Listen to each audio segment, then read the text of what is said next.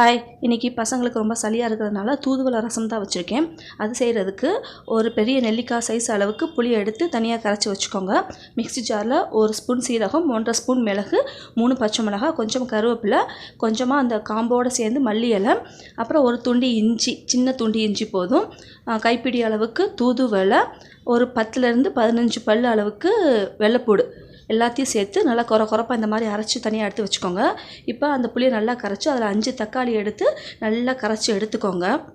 தக்காளி நல்லா கரைச்சதுக்கப்புறம் நம்ம அரைச்சி வச்சுருக்கிற அந்த விழுதுலையும் பாதி எடுத்து கரைச்சி வச்சுக்கோங்க. இப்போ ரசம் தாளிக்கிறதுக்கு ஒரு பாத்திரத்தில் 1 ஸ்பூன் அளவுக்கு எண்ணெய், 1/2 ஸ்பூன் கடுகு, 1/2 ஸ்பூன் வெந்தயம், 3 மிளகாய் வத்தல், கொஞ்சம் கருவேப்பிலை சேர்த்து நல்லா தாளிச்சிக்கோங்க.